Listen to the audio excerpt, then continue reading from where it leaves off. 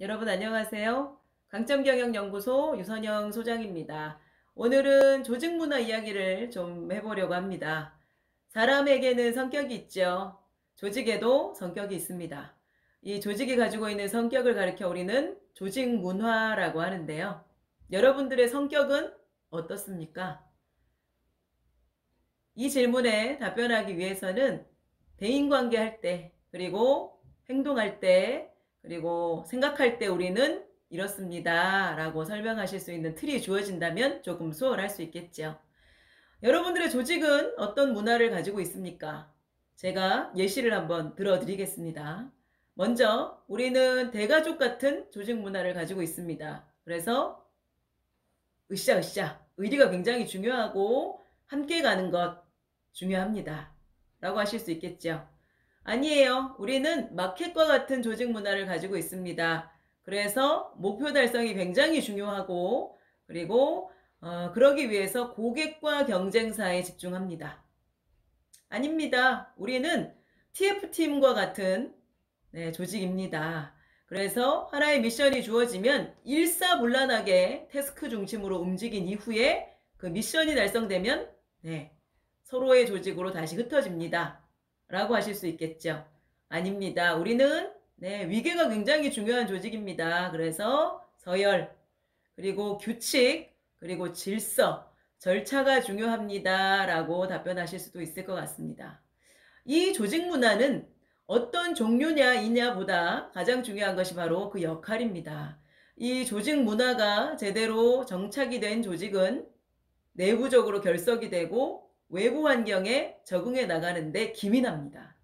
하지만 이 조직 문화가 조직이 설정한 목표와 전략과 연결되지 않을 때에는 이 조직 자체가 흔들리기 쉽습니다. 그래서 우리는 조직 문화를 목표와 전략을 달성하기 위해 반드시 챙겨져야 할 전제 조건 그리고 백그라운드라고 이야기하고 있는 것이죠. 전문가들은 이 기업 문화를 세 개의 층으로 이야기하고 있습니다. 하나는 가장 표층에 있는 인공물입니다. 우리가 어떤 조직에 방문했을 때 혹은 어떤 조직과 같이 일을 할 때 가장 먼저 느끼게 되는 정서를 이야기하죠. 표층 아래에는 그렇습니다. 표방하는 가치가 있습니다. 지금의 조직과는 다를지언정 우리가 이런 조직이 되겠습니다 라고 선언한 문화를 이야기합니다. 홈페이지에 있는 어떤 비전과 미션과 핵심 가치 그리고 인재상하고도 연결해 볼 수가 있겠지요. 그리고 마지막 가장 심층에 존재하는 조직 문화를 우리는 그렇습니다. 공유된 기본 가정이라고 이야기합니다. 이 공유된 기본 가정은 철저하게 무의식 속에 있습니다. 그래서 우리 조직 구성원들이 어떻게 느끼고 어떻게 행동하고 어떻게 의사결정을 하는지 자신들도 모르는 채에 조직 전체 조직 문화에 그렇습니다. 점과 선과 면을 이루어 나간다고 할 수 있겠죠. 기업 문화의 종류보다 사실 가장 중요한 것은 기업 문화를 만들어 나가기 위해 조직 구성원들의 어떤 지점을 활용하고 있느냐입니다. 우리는 이 조직 문화를 만들어 나가기 위해서 강점을 활용합니다. 혹은 약점을 활용합니다. 라는 두 가지의 구분을 드려보겠습니다.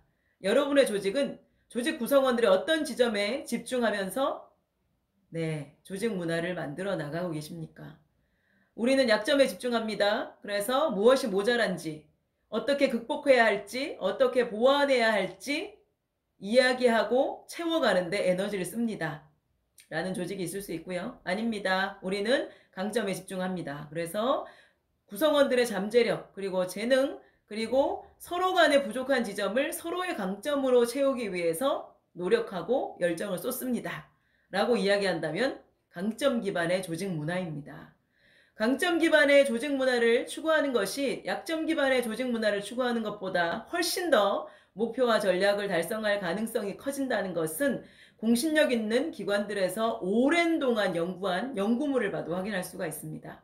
미국에 있는 심리학과 성공을 연결하는 전문기관인 갤럽에서는 50년 동안 이 강점에 집중했을 때 조직이 얼마만큼 더 조직 문화를 탄탄하게 이루고 목표를 달성할 수 있는지를 조사하고 있는데요. 강점에 집중했을 경우 약점에 집중했을 때보다 조직 구성원들이 삶의 질이 높다고 느낄 확률은 3배 이상 올라갑니다. 그리고 조직에 몰입할 가능성 역시 6배 이상 올라갑니다. 마지막으로 조직의 생산성이 12.5% 올라간다고 합니다. 리더 여러분, 어떠세요? 우리가 추구해야 할 그 생존과 성장, 그 생존과 성장을 뒷받침하게 될 전략들을 구현할 수 있는 어떤 밑바탕, 백그라운드가 조직 문화라면 이 조직 문화를 조직 구성원들의 강점으로 채워나가십시오. 만들어 나가십시오. 그 조직이야말로 어떤 조직보다 유리한 출발선에 선 조직이 될 수 있을 겁니다.